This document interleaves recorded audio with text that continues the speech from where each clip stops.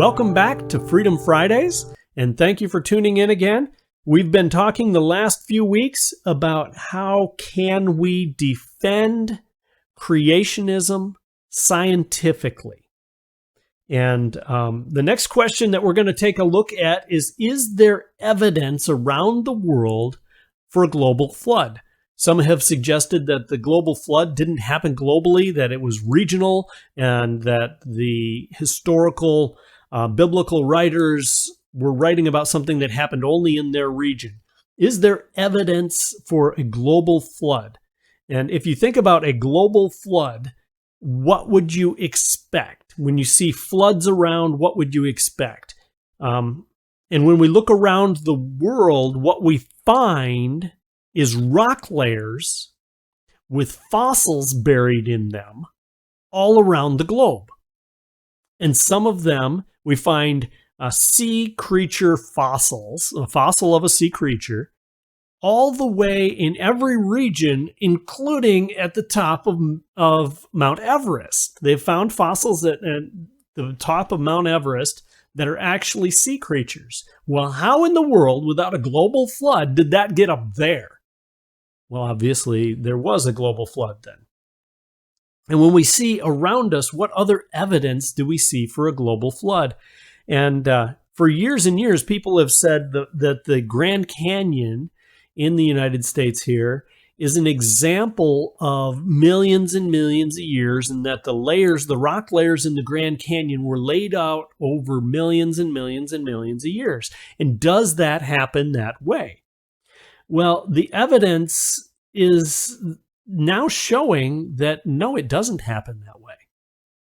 Back in 1980, I believe that it was, Mount St. Helens erupted out west, and when Mount St. Helens erupted, the massive mud flows and lava flows created instant canyons 100 feet deep through some through soft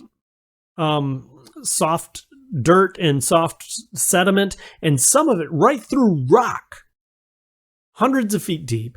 And they see this, and what do you see? Layers. It produced layers. Exactly what we would expect. And when you think about did the Grand Canyon get carved by a little bit of water over a long period of time, or a lot of water over a short period of time? That's the real question here. I don't know about you, but when we get a lot of rain, it does a lot of damage. We find a lot of erosion.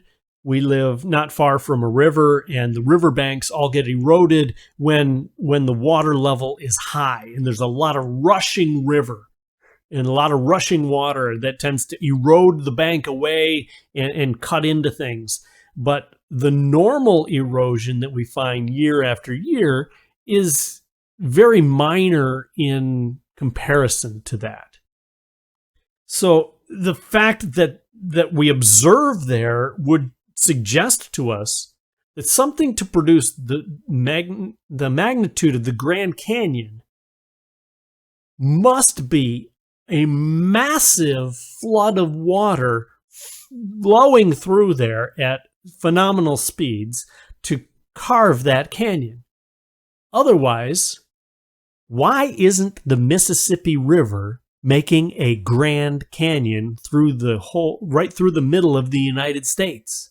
It's a much larger river than the Colorado River, and apparently, according to evolutionists, it's been there just as long. Why would it not have created the same thing? It just doesn't make any sense. But yet, with a huge flood of water, we always find much greater erosions. And fossils. What about fossils? The evolutionists would say, well, fossils are produced over millions and millions of years, and you need water and time and pressure, and that's not really true. There are fossils where you find one fish eating another fish, and they were fossilized instantly in the middle of a meal. Well, how did that happen over millions and millions of years? It can't happen. There are also instances where we find hats that have been fossilized in a matter of just a short period of time. In New Zealand, there was a mine that collapsed, and because the mine collapsed, there was water that rushed in, and there was a lot of sediment and such, and one of the miners' hats got fossilized rapidly. So fossilization doesn't actually take a great period of time. It just takes water and pressure. Now, if you had a global flood, what would you expect? Well, obviously there's water, and there'd be a great deal of pressure with that amount of water over top of things. And so you find that the fossilization is actually evidence that there was a global flood. We also find that the ice age, the evidences that we've seen of an ice age, are not because of random slow processes, but because of the results of the global flood. The results of the global flood would have produced superheated gases in the air because of all the volcanic eruptions that would have happened, cataclysmic flood. And we also would have seen that as this flood receded, the colder regions would have frozen and the warmer regions would not have. And so we see that's how our glaciers got produced. And that's how the ice age was formed, was because of the global flood. So next question, did God really create the world in 6 literal days? Days like you and I would think of it, a 24-hour day. Did God really create the world in that? Couldn't it be longer days? I mean, 2 Peter 3:8 says that a day is as 1,000 years and 1,000 years is a day, right?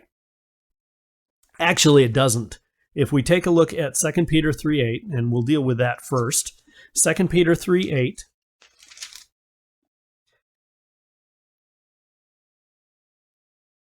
says, "But do not overlook this one fact, beloved, that with the Lord, one day is as 1,000 years, and 1,000 years as one day." It doesn't say that a day is 1,000 years and 1,000 years is a day. It says, with the Lord, a day is like 1,000 years, and 1,000 years is just like a day. By the way, if you want to say that, well, it must have been 6,000 years or 6 million years because of this verse, then you have a problem, because it also goes the other way around. So your 50 million years could actually be 50 days. So it really doesn't say that anyway. What this verse is really trying to get to, and you look at it in its context, don't take anything out of its context. The context in verse 9, the Lord is not slow to fulfill his promise, as some count slowness. The idea is God is timeless. God is outside of time. He created it, but he's outside of it. And so the idea here is that God is timeless. It's not trying to say, oh, how do you decode Genesis chapter 1? That's not the purpose in 2 Peter 3:8. That's not what he's talking about. He's not even talking about creation there. He's talking that God isn't slow and that God is timeless. And so let's also take a look at, in the Bible, if you have the Hebrew word for day, in the context, a day can mean a lot of different things. You could mean, in my day, we had, and that's a time period. If I say something happened in my day. Or it could be, I'm going to be here for 2 days. Well, that's a specific amount of time. So day can be, and we talk about the day of the Lord, and that's a thought of when the end times, and when that comes, the time of the return of God to this earth. And so day can mean a lot of things. And first of all, we don't take 2 Peter 3:8 and define the Hebrew word day in the Old Testament, because that's not Hebrew. in 2 Peter 3:8. That's Greek. And so it's not to define a Hebrew term. And when we take a look in the Old Testament, when the word day is coupled with a number, 33 days, 40 days, 3 days, anytime there's a number with the word day, which is 410 times in the Old Testament, it always means our literal day, the day that we're talking about when we talk about the sun up, sundown, and all of 24 hours. That's always what it's talking about. Anytime the words evening and morning are coupled with the word day, which is 38 times, it always means a regular day. Anytime evening or morning are coupled with the word day, so you've got a day and evening or day and morning or anything like that, which is 23 times in the Old Testament, it always means a regular day. Anytime the word night is coupled with the word day, night and day, 52 times in the Old Testament, it always means a literal regular day. So when we look at Genesis chapter 1, the account of creation, what does it say? The account of creation every single day says, and there was evening, and there was morning the first day, Genesis 1:4. And we can go down, and there was evening, and there was morning the second day, verse 8. And there was evening, and there was morning the third day, verse 13. I could continue to go through all 6 days, and it talks about evening and morning, and that was that day. So why would we think it to be different here, but it's not different in the other 38 times in the Old Testament, excuse me. And it always talks about the first day, second day, third day. Why was it different here than the 410 times otherwise in the Old Testament?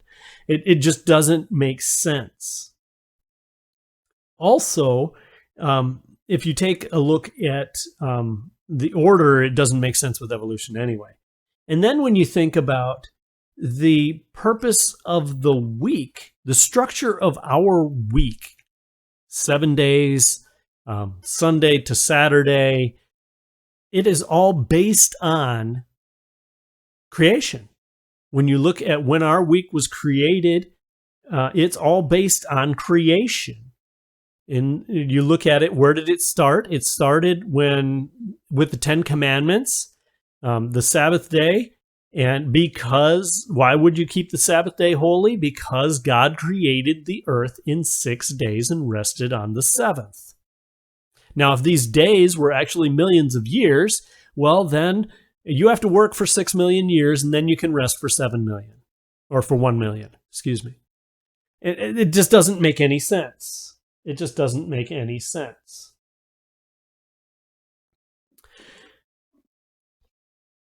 We're going to continue this discussion in a 4th session and next week. And thank you for tuning in to Freedom Fridays.